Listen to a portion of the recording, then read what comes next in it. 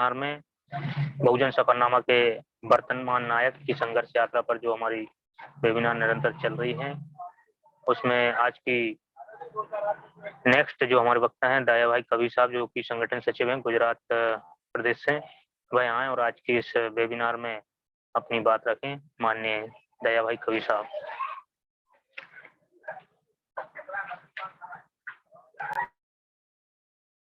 Mic unmute कर लीजिए साहब।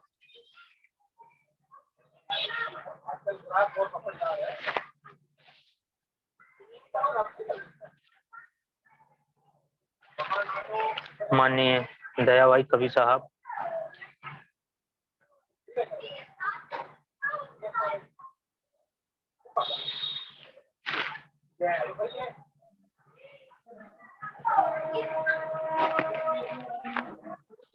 मैं सादर अनुरोध करता हूं कि माननीय आज के जो वक्तागण हैं दया भाई कवि साहब, जो कि गुजरात से हैं, राष्ट्रीय बौद्ध महासभा में संगठन सचिव हैं, मैं उनको सादर अनुरोध करता हूं वह आए और आज के इस वेबिनार में अपनी बात रखें। माननीय दया भाई कवि साहब।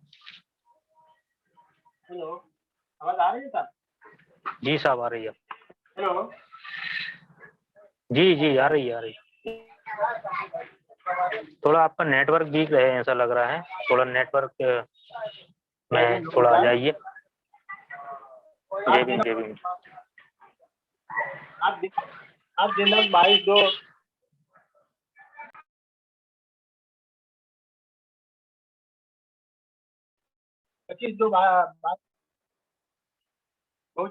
विश्व विभूति बाबा साहेब डॉक्टर अम्बेडकर, विश्व शांति दूत तथागत गौतम बुद्ध को नमन करते हुए आज हमारे अध्यक्षता कर रहे हमारे माननीय बसंतलाल रैदास जी, राष्ट्रीय कार्यकारिणी सदस्य मध्य प्रदेश, संचालन कर रहे हमारे कमलेश बोध जी,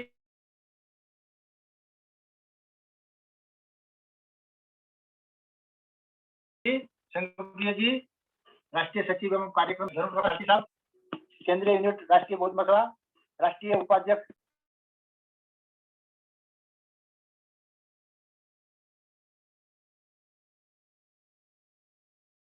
माइक ओपन कर लीजिए साहब। राष्ट्रीय सचिव के कार्यकारिणी सदस्य एवं प्रभारी गुजरात प्रदेश VM पटेल साहब जी, राष्ट्रीय सचिव एवं प्रभारी।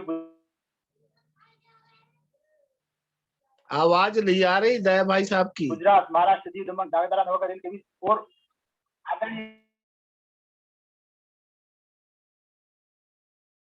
कवि साहब का नेटवर्क थोड़ा कमजोर है। यदि अच्छा नेटवर्क आपका यहाँ मिलता है वहां से आप कनेक्ट हो जाइए। आपकी जो वॉइस है वो काफी रुक रुक के आ रही है।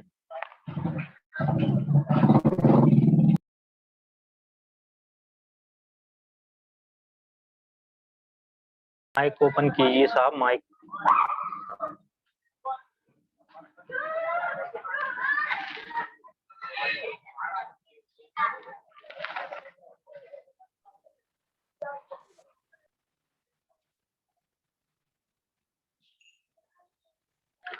माननीय कवि साहब, आपका माइक तो बंद हो गया है, उसको ओपन कीजिए। हेलो जी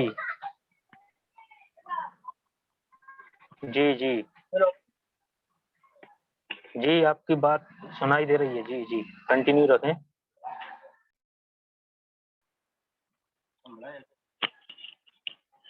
हेलो, संभलाया पूछो। हेलो, आवाज आ रही है सर? हेलो हेलो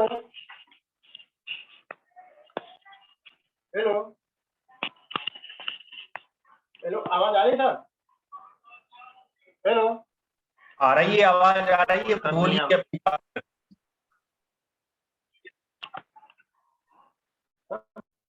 हेलो, आवाज आ रही है आपकी, बात रखिए। अच्छा, तो हमारे समाज में जो जन्मे संत महापुरुषों को कोटि कोटि वंदन करते हुए संत क्रांतिकारी संत रैदास के बारे में। रैदास जी निर्गुण संप्रदाय के महान संत का दार्शनिक कवि और समाज सुधारक थे।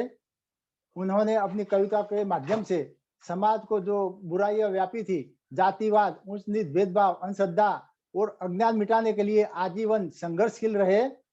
उन्होंने कोई बात को तब मानने का जब इस बात को अपनी बुद्धि के कसौटी पर चकासी लो। उसने श्रम की महत्ता पर सविशेष भार दिया था। आजीवन विज्ञानवाद और मानववाद का प्रचार सक्रिय रखा, मानववाद का प्रचार में सक्रिय रहा।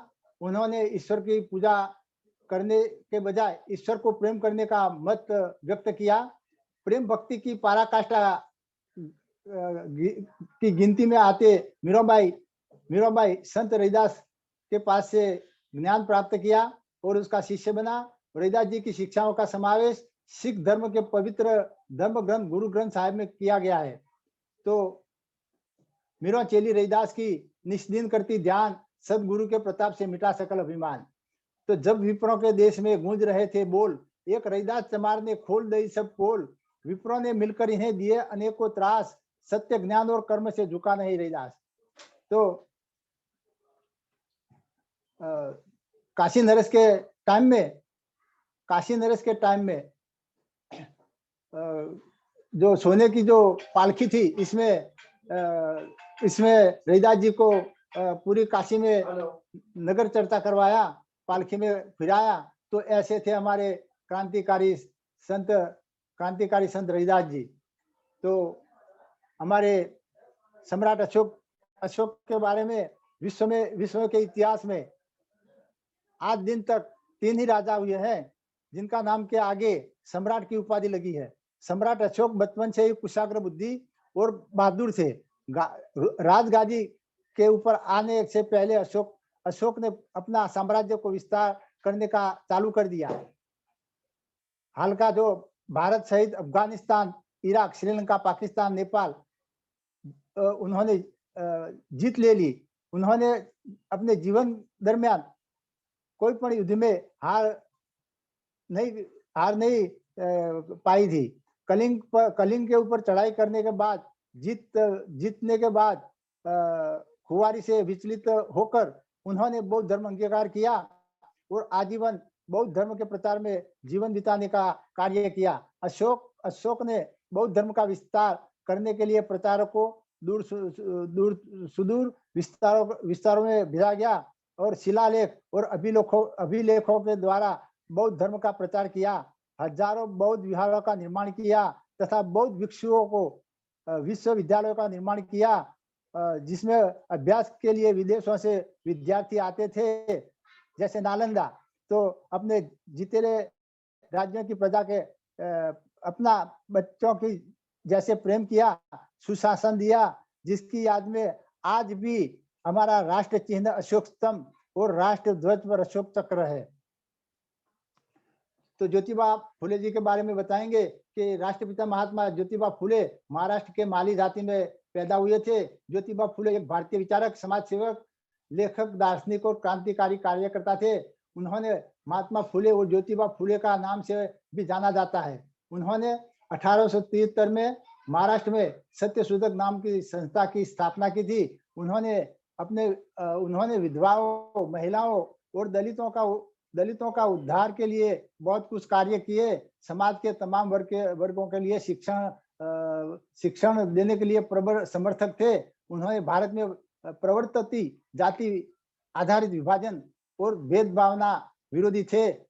उन्होंने 1848 में स्त्रियों की दशा सुधारने के लिए एक स्कूल चालू किया, जो भारत की बालिकाओं के लिए प्रथम स्कूल थी। उन्होंने जो की हुई शिक्षण की जो सुविधा अध्यापिका नहीं मिलने से उन्होंने अपनी पत्नी सावित्रीबाई फुले को अक्षर ज्ञान दिया। अध्यापिका के नाते से तैयार करके भारत की प्रथम महिला शिक्षिका शिक्षण देने के लिए तैयार हो गए। उन्होंने गुलामगिरी और किसान का कोड़ा और छत्रपति शिवाजी का पावड़ा पुस्तकों को लिखा है। तो ज्योति बाकी करो आरती, जिसने दलित उबारे, बंद करो ये पुशिलाना पाषाणों के द्वारे। भीमराव के हम बेटे हैं सदगुरु रवि दुलारे, भीमराव के हम बेटे हैं सदगुरु रवि दुलारे।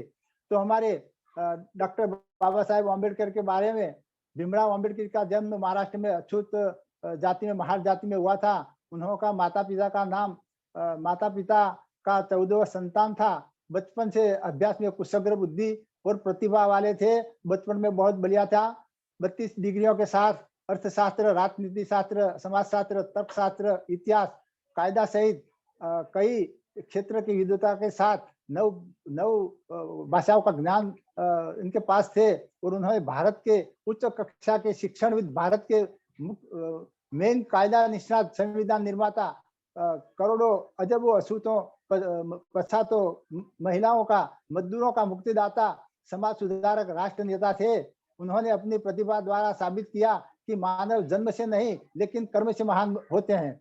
विद्वान महामानव बाबा साहेब आम्बेडकर ने भारत आजाद होने के बाद भारत का भविष्य का शासन प्रशासन और इसके लिए जरूरी विश्व में जो अजोड़ कह सके ऐसी भारतीय संविधान 2 वर्ष 11 महीना 18 दिन की सतत मेहनत करके तैयार किया। भारत का तमाम नागरिकों को समान नागरिक अधिकारों देकर जाति, धर्म, लिंग, भाषा भेदभाव पर पूर्ण विराम रख दिया।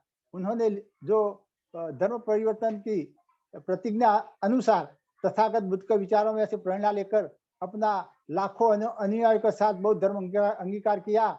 लोकतंत्र को जीवन मूल्य मानकर समाज को बदलाव लाने के लिए प्रयत्न करना, ये विश्व विभूति का 6 दिसंबर 1956 में परिनिर्वाण हुआ। तो अगर भीम दलितों में पैदा ना होता तो दुनिया में दलितों का गुजारा ना होता। तो काशीराम साहब के बारे में भी कि काशीराम साहब का जन्म 15 मार्च 1935 में रवरापुर पंजाब में हुआ था। मृत्यु 9 अक्टूबर 2006 में हुआ। उन्होंने भारतीय राजनीतिज्ञ और समाज सुधारक थे।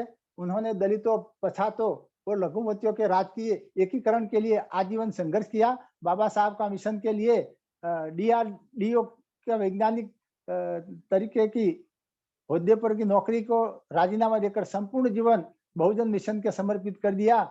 1973 में उन्होंने बहुजन समाज के कर्मचारियों का शोषण और इनको सामने फाइट करने के लिए बामसेप की स्थापना की। उनके माध्यम से बहुजन समाज में बाबा साहब अम्बेडकर के विचारों को फैला दिया। बहुजन समाज के लोगों ने देश के शासक बनाने के लिए 14 अप्रैल 1982 का दिन बहुजन समाज पार्टी की स्थापना करके समग्र भारत का प्रवास साइकिल पर करके बहुजन क्रांति की मिसाल प्रज्वलित करके काशीराम साहब के संघर्ष के कारण भारत के सबसे बड़ा राज्य उत्तर प्रदेश में बहुजन समाज पार्टी की 4 बार सरकार बनी। तो दिल्ली में बहन कुमारी मायावती जी के बारे में 15 जनवरी 1956 में दिल्ली में कुमारी मायावती जी का जन्म हुआ था। बहन जी शिक्षिका की नौकरी करते थे। IAS अधिकारी की परीक्षा के लिए परीक्षा की तैयारी करते थे। उस समय काशीराम साहब ना का संपर्क में आए। काशीराम साहब ने बहुजन मिशन में जुड़ने का आमंत्रण दिया। उन्होंने कहा कि कलेक्टर बन के कदाच बहन जी एक जिले के विस्तार की कल्याण कर सकोगे, लेकिन बहुजन मिशन में जुड़कर करोड़ों बहुजनों का कल्याण कर सकोगे। कलेक्टरों की फौज तुम्हारे एक हुक्म की राह देखकर लाइन में खड़ी होगी। काशीराम साहब की बात सुनकर बहन जी एक भी क्षण विलंब न किए बिना काशीराम साहब के बामसेप में जुड़ गई और काशीराम साहब के साथ मिलकर साइकिल पर भारत भ्रमण करके 14 अप्रैल 1984 के रोज बहुजन समाज पार्टी की स्थापना करके 4 बार उत्तर प्रदेश स्टेट के मुख्यमंत्री बने और आज भी बहुजन मिशन के लिए कार्यरत है। यूपी विधानसभा आम चुनाव के दौरान बढ़ती महंगाई, गरीबी, बेरोजगारी, देशपूर्ण राजनीति, लचर कानून व्यवस्था, रोजगार के अभाव में पलायन की मजबूरी, आवारा पशु आदि ज्वलंत मुद्दे लोगों के दिल दिमाग पर हावी होने से विरोधी पार्टियों की दाल यहाँ सही से गल नहीं पा रही है। यही शुभ संकेत। जबकि BSP इन्हीं आम जनहित व कल्याण के खास मुद्दों पर पद चुनाव लड़ रही है, ताकि सही नियत व नीति से काम करके यूपी में सन 2007 से 2012 की तरह विशेषकर अच्छी कानून व्यवस्था व रोजी रोटी की उचित व्यवस्था करके लोगों को थोड़े अच्छे दिन लाए, जिस पर ही लोगों को भरोसा है। लोकतंत्र ही राष्ट्रवाद संकल्प इरादा साफ है, मनुवादी आतंक मिटाने आया अब इंसाफ है। न्याय नीति और सत्य से चलाना सुखाना यूपी का, हानि जीवन में कभी नहीं होगी, बाजा बजेगा विजय का। हम थे बिन पंखों के पंखी मधुवादी भ्रम में, हम थे बिन पंखों के पंखी मनुवादी भ्रम में, हमारे पंख लगा दिया बाबा की कलम ने। सम्मान न था हमारा मनुवादी धर्म में, सम्मान न था हमारा मनुवादी धर्म में, संविधान में मान बढ़ा दिया बाबा की कलम ने। विचारों में आग से भी अधिक गर्मी होती है, विचारों में आग से भी अधिक गर्मी होती है। विचार प्रचार और प्रसार के लिए बिन मर जाता है, विचार प्रसार और प्रसार के बिन मर जाता है। विचार परिवर्तन ही हर परिवर्तन का मूल है। दुनिया में बुद्ध भीम का झंडा कभी न झुकने पाएगा, कभी न रुकने पाएगा। तूफान उठा है धर्म क्रांति का, अब क्रांति न रुकने पाएगा, अब कभी न रुकने पाएगा।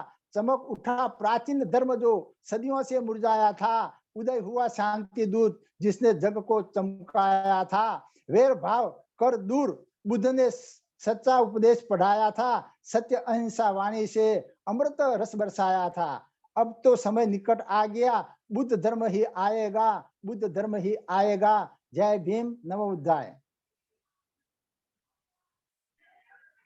जय भीम, नमो बुद्धाय साहब।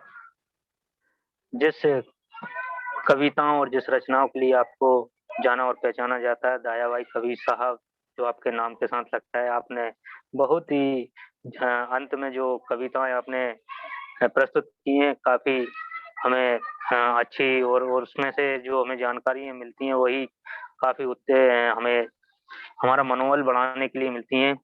और शुरुआत में जो एक शब्द आया था बाजा बजाने वाला, तो वो तो काफी अच्छा ही था। आप अच्छी कविताएं जोड़ते हैं। आपने संत रविदास जी से शुरू करते हुए सम्राट अशोक और बाबा साहब कांशीराम साहब, बहन कुमारी मायावती जी तक के जो हमारे महापुरुष हैं बहुजन सफरनामा में, उन पर संक्षिप्त में आपने बात रखी। बहुत बहुत साधुवाद माननीय दयाभाई कबीर साहब। आपकी जो ओजस्वी वाणी है यह हमें हमेशा मार्गदर्शन करती रहे। हम युवाओं का हमेशा मार्गदर्शन ऐसा ही आपका आशीर्वाद बना रहे। बहुत बहुत साधुवाद। तो आज नहाते